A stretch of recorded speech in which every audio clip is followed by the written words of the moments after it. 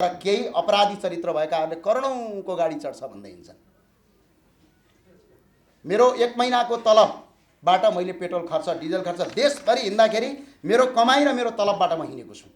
र देशका तमाम युवा साथीहरूलाई म भन्न चाहन्छु, तपाईहरू पनि आफ्नो कमाई आफ्नो तलबबाट मुलुकका लागि 1 घण्टा काम गर्नुहोस्, यो देश बन्छ। धेरैले भने ज्ञानेन्द्र साईले ठुलो गाडी चढ्छ। मेरो गाडीको बिलबुक यो हो, मैले फोर्डको फिगो भन्ने गाडी चढ्छु। फिगो भन्ने गाडी मैले फर्स्ट ह्यान्ड पनि चढ्दिनँ। फर्स्ट ह्यान्ड गाडीको मूल्य 23 लाखदेखि 30 लाखको रेन्जमा छ, 32-33 होला। मैले यो चौथो ह्यान्ड हेर्नुहोस्, पहिलो उहाँले पास गर्नुभएको छ, दोस्रो उहाँले पास गर्नुभएको छ, तेस्रो उहाँले पास गर्नुभएको छ, फेरि उहाँले पास गर्नुभएको छ, त्यसपछि उहाँले पास गर्नुभएको छ, त्यसपछि लास्टमा अन्तिममा यहाँ मेरो नाम आउँछ। यहाँ हेर्नुहोस् है, ज्ञानबहादुर साई। यहाँ लास्टमा मैले चढेको गाडी 5औं ह्यान्ड हो, जसको मूल्य मैले तिरेको मूल्य र नेपालको कर कार्यालयमा र तिरेको कागज गरेर तिरेको यो कागज हो। मैले 5 लाख रुपैयाँमा त्यो गाडी किनेर चढेको। तर अरूमाथि र म अर्को कुरा पनि भन्न चाहन्छु, मैले यो सम्पत्ति सार्वजनिक गर्दाखेरि मेरो सम्पत्ति पुर्ख्यौली सम्पत्ति जुम्लामा छ। कति छ भन्ने हाम्रो 59 छ। त्यो मेरो बुवालाई थाहा होला, हाम्रो बिघा कट्टा भन्दा अझ बढी हुन्छ त्यहाँ। हाम्रो जुम्लामा छ। हामी स्याउको खेती पनि गर्छौँ र जुम्ला र सुर्खेतमा मेरो पैतृक सम्पत्ति छ। मेरो व्यक्तिगत मेरो नाममा भएको एउटा गाडी हो। त्यो गाडीको मूल्य 5 लाखमा मैले खरिद गरेको। त्यो गाडी पनि आफ्नै पैसा र हाम्रा साथी हाम्रो पैसा आफ्नो कमाई र तलबबाट खरिद गरेको गाडी। म अर्को कुरा पनि भन्न चाहन्छु, मैले यो सम्पत्ति सार्वजनिक गर्दाखेरि मेरो सम्पत्ति पुर्ख्यौली सम्पत्ति जुम्लामा छ। कति छ भन्ने हाम्रो 59 छ। त्यो मेरो बुवालाई थाहा होला, हाम्रो बिघा कट्टा भन्दा अझ बढी हुन्छ त्यहाँ। हाम्रो जुम्लामा छ। हामी स्याउको खेती पनि गर्छौँ र जुम्ला र सुर्खेतमा मेरो पैतृक सम्पत्ति छ। मेरो व्यक्तिगत मेरो नाममा भएको एउटा गाडी हो। त्यो गाडीको मूल्य 5 लाखमा मैले खरिद गरेको। त्यो गाडी पनि आफ्नै पैसा र हाम्रा साथी हाम्रो पैसा आफ्नो कमाई र तलबबाट खरिद गरेको गाडी। ल 119 लाई नै राख्ने हो भने करिब 1,63,370 रुपैयाँ मेरो 55 दिनको कमाई हो। हाम्रा विभिन्न कम्पनीहरू छन्, ती कम्पनीहरूबाटको टोटल कमाई हो।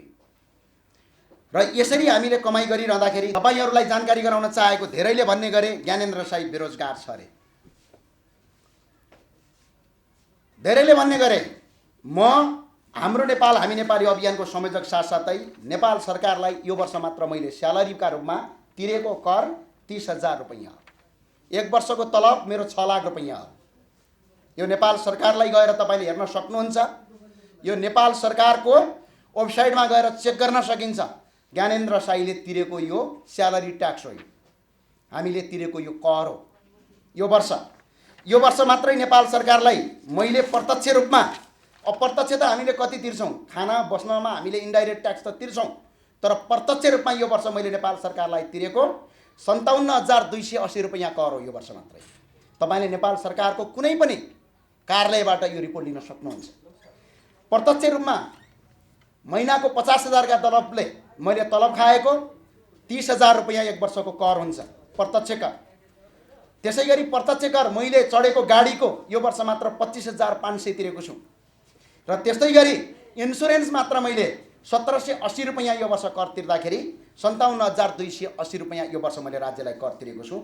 म विगत 3 वर्ष 4 वर्षदेखि निरन्तर तलब खाँदै आइरहेको र यो अभियानमा अगाडि आउँदाखेरि मेरो नाममा 3वटा कम्पनी भएको र ती कम्पनीमा मैले आफ्नो हिसाबले काम गरेको र तत्कालीन पत्रकारमा पनि एभिन्यूज टेलिभिजनको कोअर्डिनेटर भएर काम गरेको मसँग अनुभव पनि छ। त्यो पनि छ। यही क्षमताका साथ तपाईका नेता शीर्ष नेताहरूको एउटाको सम्पत्ति देखाउन सक, त्यो दिन भोलि हामी बोलाउँला। त्यो कारणले गर्दा मैले सम्पत्ति सार्वजनिक गर्नुपर्छ भन्ने लागेर मैले यो सम्पत्ति सार्वजनिक गरेको छु। समाजको आवाज.com। हामी भ्रष्टाचार विरुद्धको अभियान हाम्रो नेपाल हामी नेपाली अभियानलाई अब विगत 1.5 वर्षदेखि हामी चलाउँदै आएका छौँ।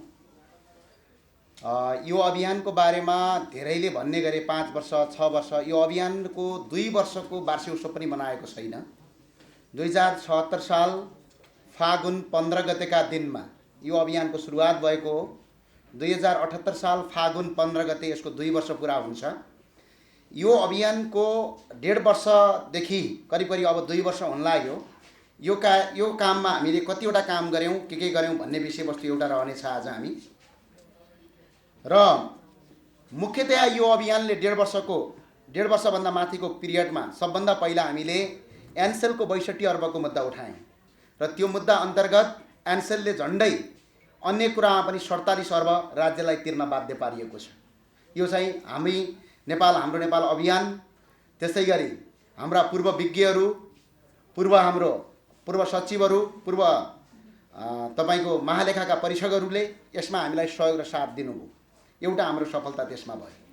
अर्को कुरा, त्यसको अभियानको सुरुवातमै हामीले नेपाली भूमि लिम्पियाधुरा लिपुलेखमा मिचिसकेपछि चुच्चे नक्सा पहिलोपटक हामीले यही रिपोर्टर्स क्लबमा सार्वजनिक गरेका थियौँ।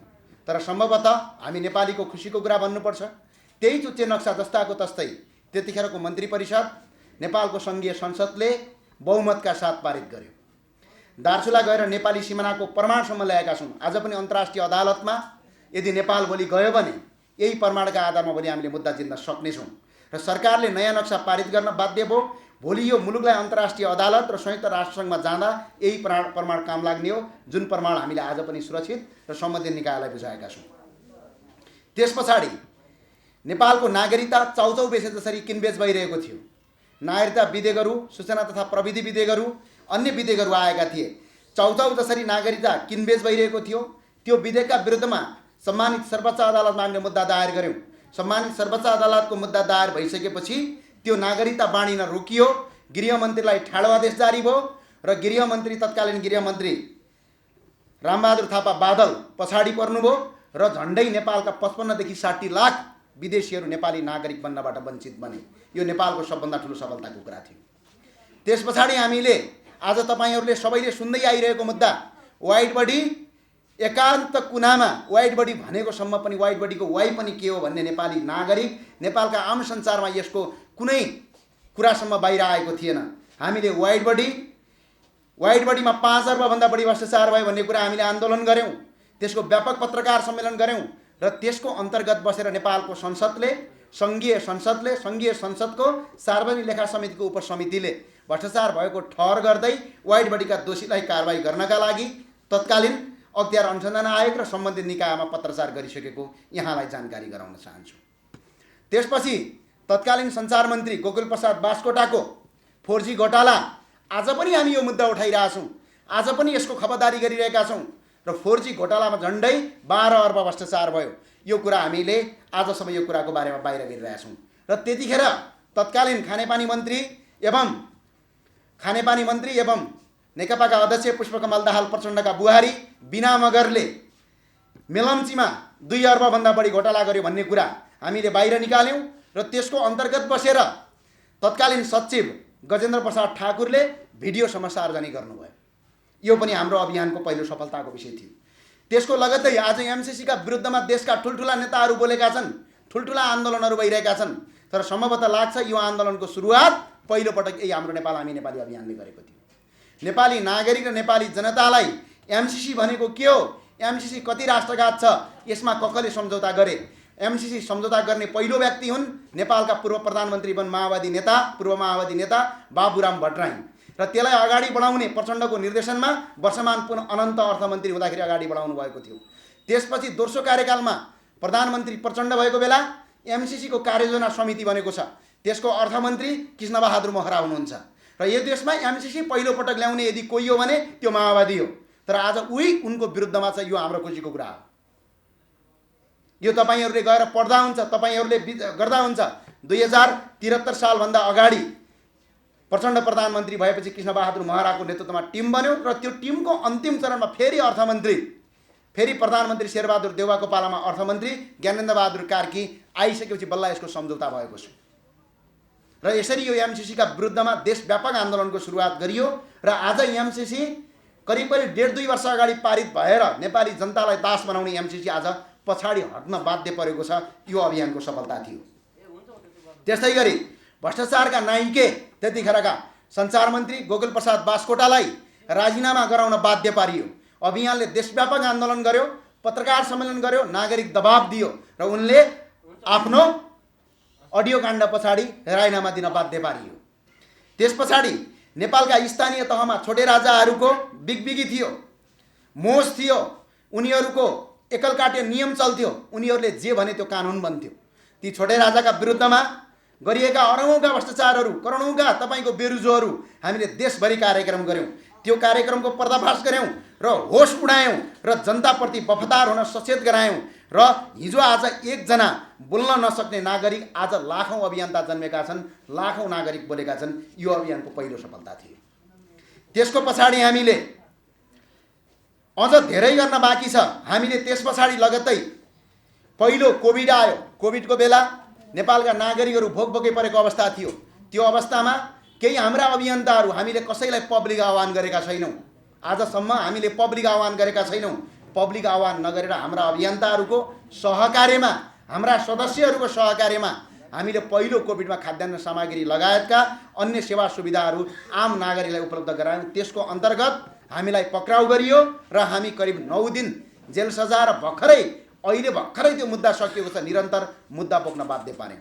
र त्यसै सिलसिलामा नेपालमा यस्तो चलन थियो, माननीय मन्त्री, प्रधानमन्त्री, उपप्रधानमन्त्री मात्र होइन, नेपालको सचिवहरू पनि यदि कुनै जिल्ला भ्रमण जानुपर्छ भने प्लेनलाई रोकेर, हवाई जहाज रोकेर घन्टौँसम्म हवाई जहाज रोक्ने। उदाहरणका लागि उपेन्द्र यादव, त्यतिखेरका तपाईँको उपप्रधानमन्त्री उपेन्द्र यादवले तपाईँको कतार उड्ने प्लेनलाई 3 घन्टा रोकेको तपाईँलाई थाहा छ। त्यस्ता ज्वलन्त उदाहरण थिए। कुनै ठाउँमा मन्त्री गयो भने प्लेन रोकेकै गर्थे। तत्कालीन पर्यटन तथा नागरिक उड्डयन मन्त्री, संस्कृति तथा नागरिक पर्यटन उड्डयन मन्त्री योगेश भट्टराईले 55 मिनट नेपालगञ्जमा प्लेन रोक्नुभयो। हामीले त्यसको विरुद्धमा बोल्यौँ। हो, भलै हामीमाथि आक्रमण भयो, हामीमाथि जेल भयो, तर हामी विरुद्धमा बोल्यौँ, तिनका विरुद्धमा आवाज उठायौँ र आज नेपालका लाखौँ नागरिकले बेलैमा सुविधा पाएका छन्। आज कोही पनि मन्त्रीले प्लेन रोक्ने आँट गर्दैन। र यसैका लागि हिजो सांस्कृतिक तथा नागरिक पर्यटन उड्डयन मन्त्री प्रेम आलेलाई धन्यवाद दिन चाहन्छु। पहिलाका मन्त्री योगेश भट्टराईले हामीले तपाईँले गलत काम गर्नुभयो भनेर आवाज उठाउँदाखेरि कुट्न पठाए, तर अहिलेका मन्त्री प्रेम आलेले यसको स्वागत गर्दै यस्ता गतिविधिले गर्दा हामीले सिक्यौँ, हामीले आज प्लेन रोक्ने काम रोक्यौँ र यो एउटा ज्ञानवर्धक काम हो भनेर प्रशंसा गर्नुभएको छ। त्यसका लागि हामी धन्यवाद पनि दिन चाहन्छौँ। हामीले यो कामको सुरुवाती गरेका थियौँ र त्यस पछाडि हामीले तत्कालीन उपत्यका क्षेत्र, ललितपुर लगायतका अन्य क्षेत्रमा गैर कानुनी पार्किङ व्यापक थियो। गैर कानुनी पार्किङका बारेमा ललितपुर महानगरपालिकालाई हामीले पटक पटक पत्रचार गऱ्यौँ।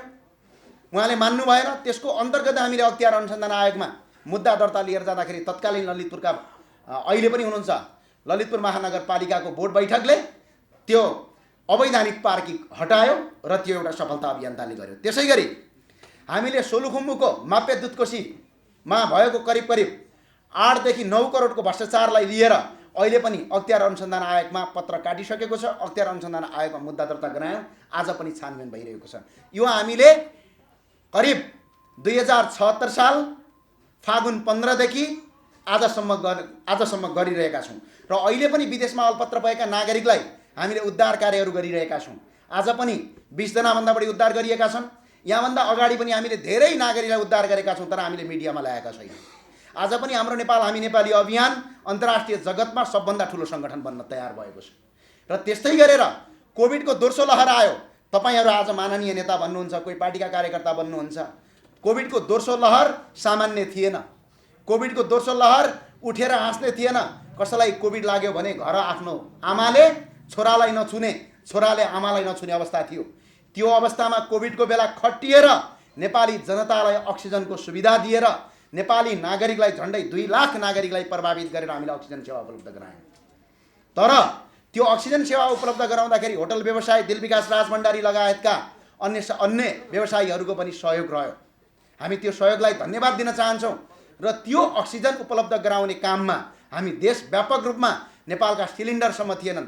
त्यही कार्य सिलसिलामा हामीले तत्कालीन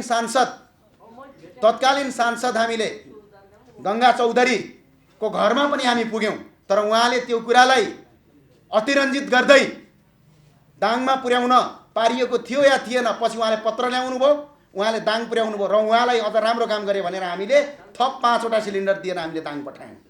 त्यतिखेर हामीले व्यापक रूपमा देशमा काम गऱ्यौँ। त्यसको लगत्तै आज मै हुँ एमाले भन्ने, मै हुँ माओवादी भन्ने ती कार्यकर्ताहरू हिजो अक्सिजन नपाएर तडपिएको अवस्था थियो।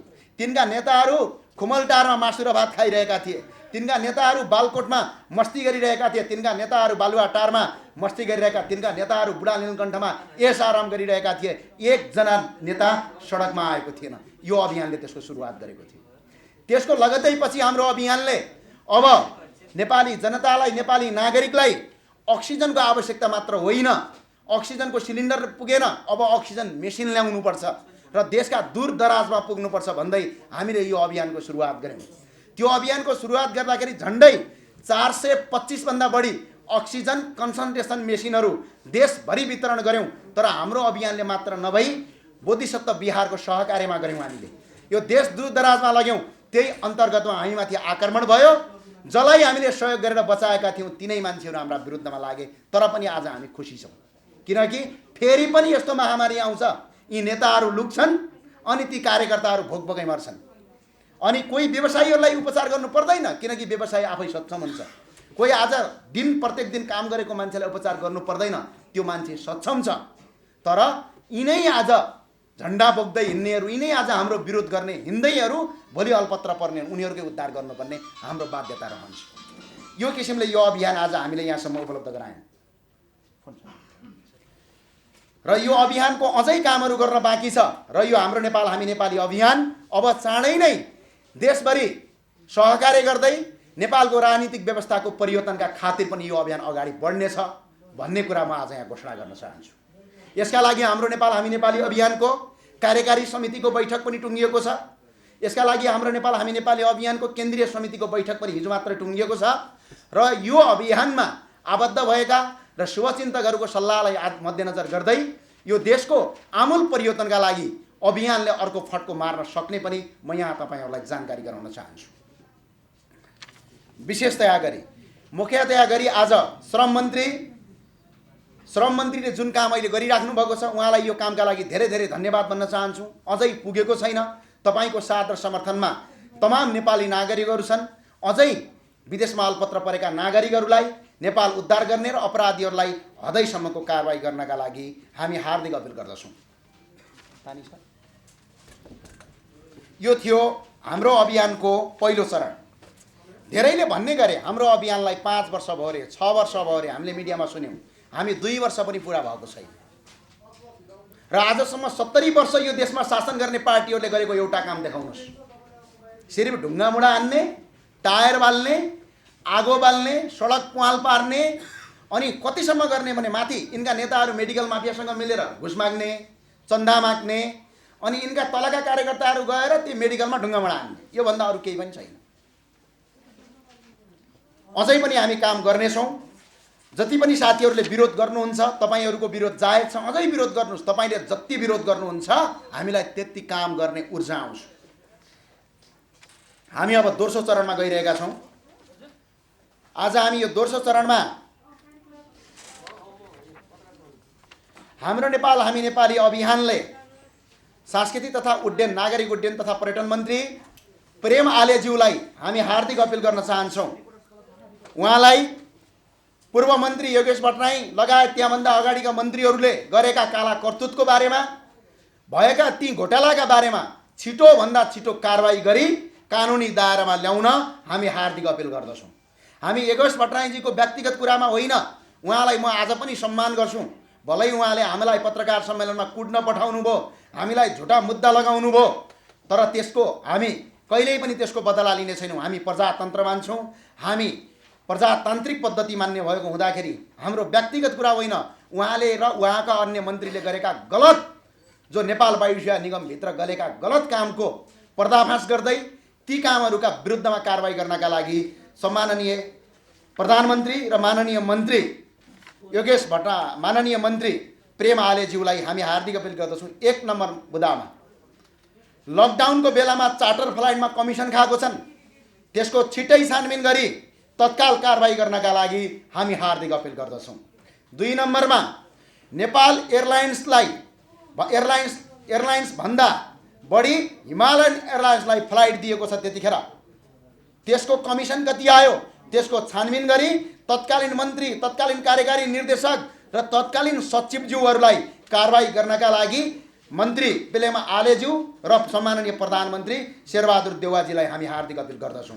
त्यस्तै राष्ट्रिय ध्वजावाहक नेपाल वायुसेना निगमको ग्राउन्ड ह्यान्डलिङ निगमले वर्षौँदेखि गर्दै आएको काठमाडौँमा गर्दै आएको जानकारी छ। तर हिमालयन एयरलाइन्सलाई दिने निर्णय गरिएको थियो, त्यो निर्णय आज रद्द भएको छ। त्यो निर्णय गर्नका लागि कुन कुन गिरोहहरू सहभागी छन् तिनीहरूलाई कारबाही गर्नका लागि माननीय मन्त्री प्रेम आलेज्यूलाई हामी हार्दिक अपिल गर्दछौँ। त्यस्तै राष्ट्रिय ध्वजावाहक नेपाल वायुसेना निगमलाई कौडीको मूल्यमा बेच्न खोजिएको थियो, त्यसलाई प्राइभेट गर्न खोजिएको थियो। त्यो निर्णय गर्ने, त्यो निर्णयको टिप्पणी उठाउने र त्यो निर्णय मन्त्री परिषदमा लिने ती अपराधीहरूलाई कारबाही गर्नका लागि मन्त्री प्रेम आलेज्यूलाई हामी हार्दिक अपिल गर्दछौँ। त्यस्तै कोभिडको समयमा नेपाल एयरलाइन्सबाट ओम्नीका सामग्री बोकिएको छ। ओम्नी भनेको को मिनबहादुर गुरुङ आज पनि फरार छन्। मिनबहादुर गुरुङ प्रचण्डका साझेदार पार्टनर बन्छन्।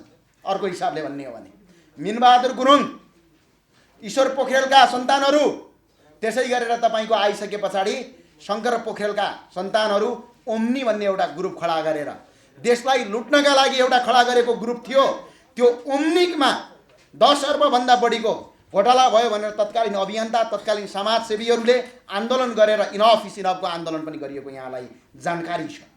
त्यो ओम्नीको जुन प्लेनमा बोक्नुपर्ने सामान नेपाल वायुसेना निगममा ओम्नीको सामान बोकाइएको छ, तर त्यसको भाडा आजसम्म तिरिएको छैन रे। त्यो भाडा उठाउने र ती भाडा उठाउनका लागि ढिलो गर्नेलाई इन्ट्रेस्ट सहित कारबाही गर्नका लागि हामी हार्दिक अपिल गर्दछौँ।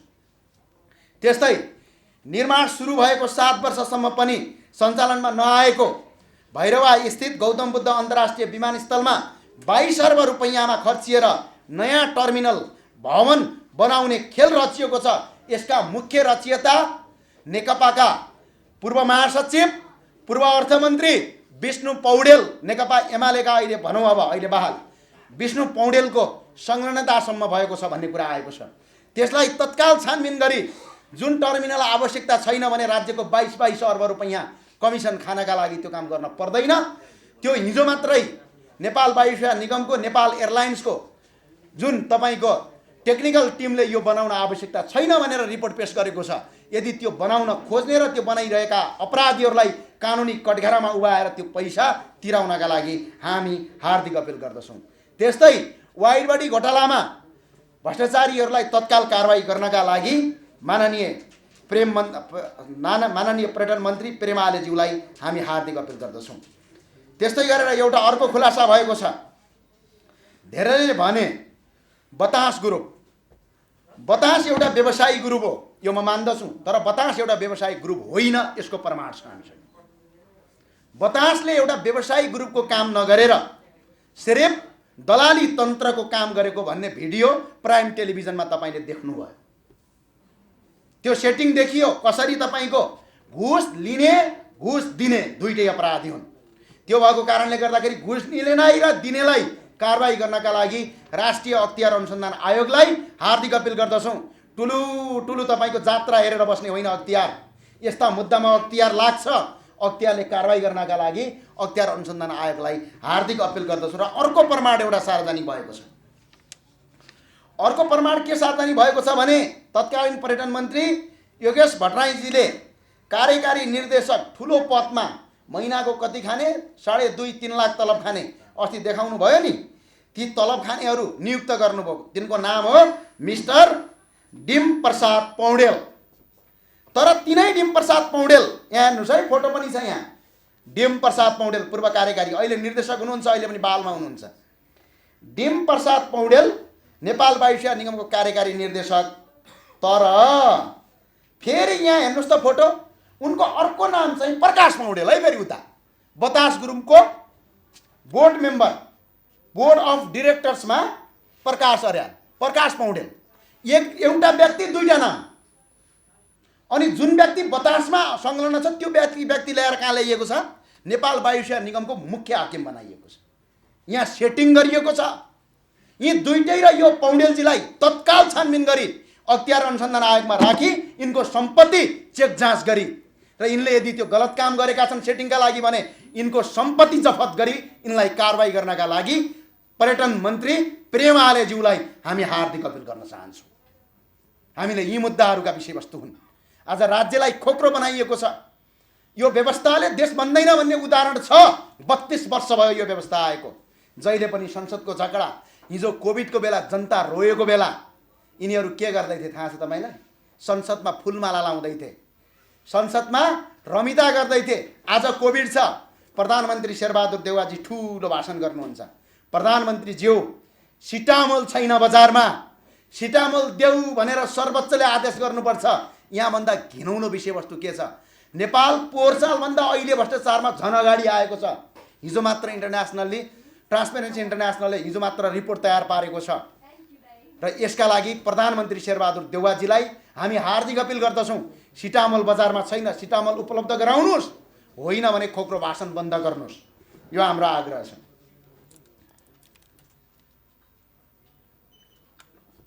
अघि पनि हामीले भन्यौँ, हाम्रो नेपाल हामी नेपाली अभियान अब दोस्रो हिसाबले हामी व्यापक रूपमा देशभरि अभियानलाई राजनीतिक रूपमा पनि अगाडि बढाउने विषयवस्तुमा छलफल भइरहेको छ।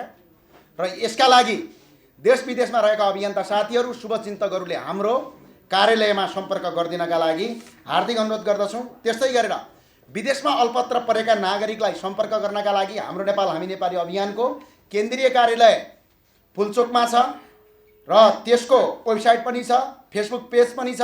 तर फोन नम्बर 98 63 54 55 74, कोही नागरिक यदि अल्पत्ता पर्नु भएको छ भने 98 63 76 25 13, 98 41 066 731, 01 55 54 791, त्यस्तै 98 5 12 11 8 15।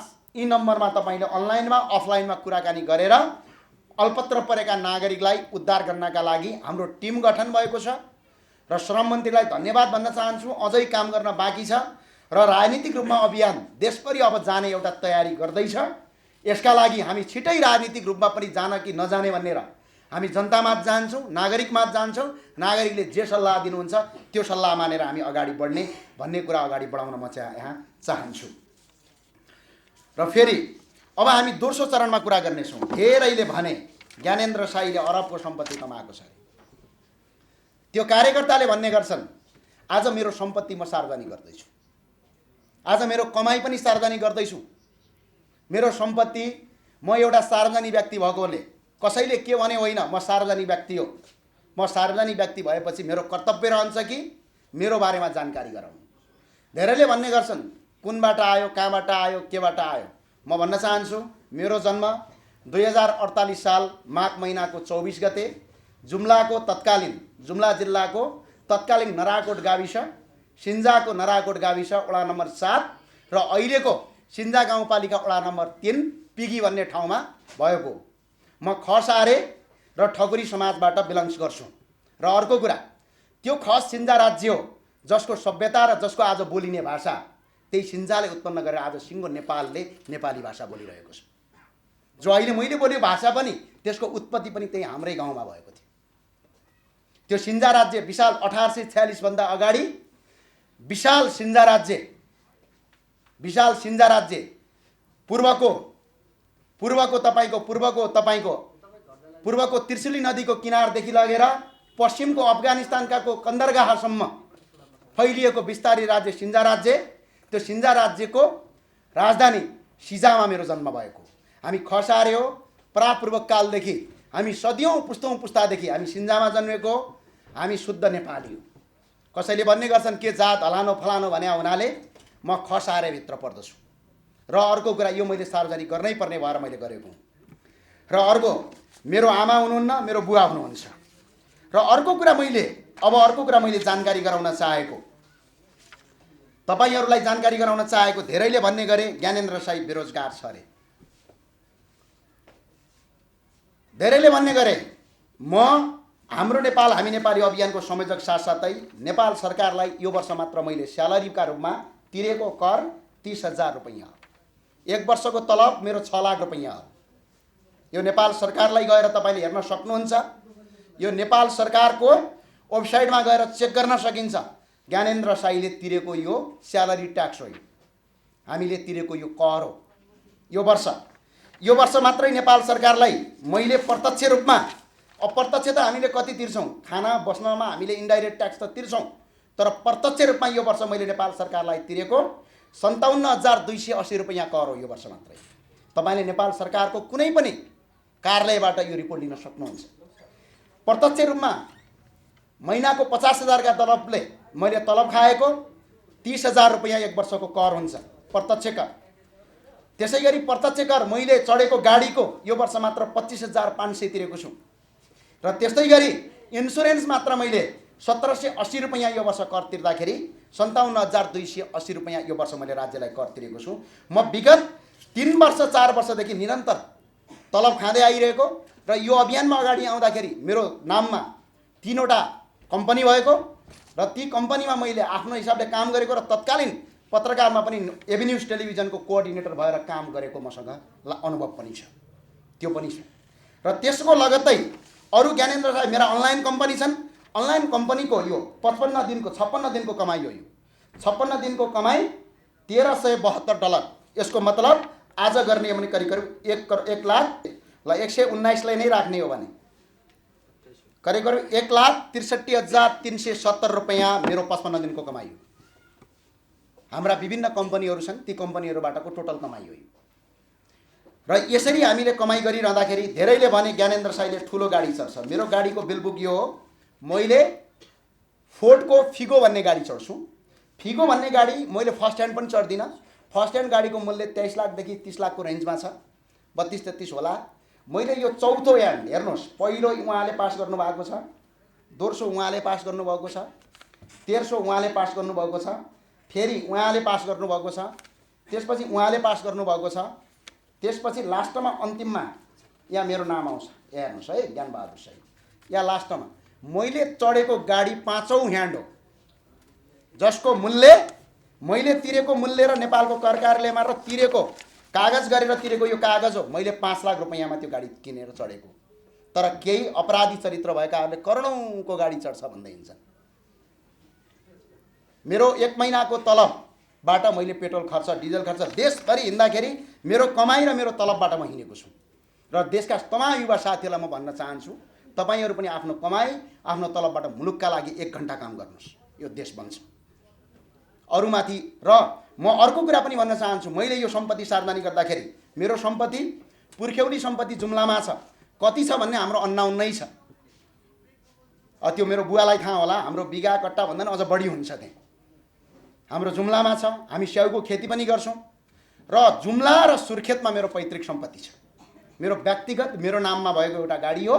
त्यो गाडीको मूल्य 5 लाखमा मैले खरिद गरेको। त्यो गाडी पनि आफ्नै पैसा र हाम्रा साथी हाम्रो पैसा आफ्नो कमाइ र तलबबाट खरिद गरेको गाडी। यहाँ भन्ने गरे के करोड अरबका गाडी चढ्छन्। सुर्खेतमा मलाई देखाइएको गाडी मेरो साथीको 1 महिनाका लागि चढ्न दे है भनेर लगेको गाडी थियो, त्यो भाडातिर लगाएर बनाइयो। र यस्तै गरी म भन्न चाहन्छु, तपाईका शीर्ष नेताको सम्पत्ति सार्वजनिक गर्ने क्षमता राख्नुहोस्। नेपालका कुनै पनि शीर्ष नेताको सम्पत्ति सार्वजनिक गर्ने क्षमता राख्नुहोस्। म यो नाम त्यो नाम भन्दिनँ। तपाईका प्रत्येक पार्टीका कार्यकर्ताले यस्तै गरी हाम्रो नेपाल हामी नेपालीका अभियन्ता साथीहरू र देशभरि भएका हाम्रा कार्यकर्ता साथीहरू अब भन्न सक्छन् हाम्रो सम्पत्ति यो, तपाईँले चेक गर्न सक्नुहुन्छ। नेपालको कुनै पनि पत्रकारले कुनै पनि ठाउँमा गएर चेक गर्न सक्छ, त्यसको जवाफ दिन हामी तयार हुन्छौँ। तर त्यस्तै तपाईँका शीर्ष नेताहरूको एकपटक सम्पत्ति देखाउन भन्नुहोस्, एकपटक सम्पत्ति देखाउने हिम्मत गर्नुहोस् भन्नुहोस्, हामी भन्छौँ। र अब अर्को कुरा रह्यो, अर्को कुरा विदेशबाट ज्ञानेन्द्र साईलाई पैसा आयो भन्ने कुरा गरे। मलाई विदेशबाट आजका दिनसम्म एकजना व्यक्ति अगाडि खडा गर्नुहोस्, ज्ञानेन्द्र साईलाई पर्सनली रूपमा म विदेशबाट पैसा आउँछ भनेर दिएको एकजना व्यक्ति खडा गर्नुहोस्, त्यसको जवाफ म दिन्छु। आजका दिनसम्म कुनै पनि व्यक्तिसँग हामीले पैसा मागेका छैनौँ, कुनै पनि व्यक्तिसँग आर्थिक कारोबार पनि गरेका छैनौँ। तर एउटा दुःख लाग्दो कुरो के भन्छु भने च्याउ जसरी उमेका अभियन्ताहरू, च्याउ जसरी उमेका केही अभियन्ताका नाममा अराजक गर्दै हिँड्नेहरूले आर्थिक अपचलन गरेको यो सत्य हो। यो कहाँ कति हुन्छ त्यसको कुनै रेकर्ड छैन, तर त्यसको कारणले गर्दा हामी बदनाम भएका यो पनि सत्य हो। तर त्यो भएको कारणले हाम्रो नेपाल हामी नेपाली अभियानको पुरा नेपाल सरकारमा दर्ता छ। हाम्रो नेपाल हामी नेपाली अभियानको यो ट्याक्स अडिट रिपोर्ट हो, नेपाल सरकारले गरेको रिपोर्ट हो। हामी प्रत्येक रिपोर्ट गरेर ल्याउँछौँ। यो प्रत्येक रिपोर्टमा 1 रुपैयाँ भ्रष्टाचार त टाढाको कुरा 1 रुपैयाँ पनि हामीले अपचलन गरेका छौँ। यो नेपाल सरकारले हामीलाई सर्टिफाइड गरेको अडिट रिपोर्ट हो। हामी प्रत्येक अडिट गरेका छौँ। यो अभियान दर्तामा छ। यो अभियानको ब्याङ्क एकाउन्ट छ। ब्याङ्क एकाउन्टमा हामीले यसरी आजसम्म भएको कारोबारको प्रत्येकको स्लिप यसरी छ। हाम्रो नेपाल हामी नेपाली अभियानले यसरी गर्छ। यसरी हामी यो अभियानमा गरिरहेका छौँ। ल कुनै पनि पार्टीले आफ्नो यसरी तपाईँको आफ्नो देखाउन सकोस्। र अर्को को छैन, यो हो हाम्रो नेपाल हामी नेपाली अभियानको आर्थिक नीति। यो नीति भएको छ। नीति विभिन्न बेलाले पारित गरेको छ। भर्खरै यो आर्थिक नीति परिमार्जन गरेको आर्थिक नीति हो। यहाँभन्दा अगाडि 3 दिनसम्म भएको हाम्रो नेपाल हामी नेपालीको केन्द्रीय समितिको विस्तारित बैठक रूपन्देहीको बुटोलमा भयो। बुटोलमा भएको केन्द्रीय विस्तारित बैठकले 3 दिनसम्म पारित गरेको यो आर्थिक नीति 2078 हो। यो नीति अन्तर्गत बसेर हाम्रो कुनै पनि अभियन्ता साथीहरूले देशभरि कार्यक्रम गर्नका लागि हामीले रोजगार भएकालाई महिनाको 200 लेबी, बेरोजगार भएकाहरूलाई 1 रुपैयाँ पनि नपर्ने गरेर हाम्रो अभियानका साथीहरूले आर्थिक नीतिमा टेकेर कार्ड गरेर, यो हो हाम्रो कार्ड, यसरी गरेर हामीले आफ्नो पारदर्शिता गरिरहेका छौँ। र म भन्न चाहन्छु यही क्षमताका साथ तपाईँका नेता शीर्ष नेताहरूको एउटाको सम्पत्ति देखाउन सक, त्यो दिन भोलि हामी बोलाउँला। त्यो कारणले गर्दा मैले सम्पत्ति सार्वजनिक गर्नुपर्छ भन्ने लागेर मैले यो सम्पत्ति सार्वजनिक गरेको छु। हस्, धन्यवाद। जय नेपाल। समाजको आवाज.com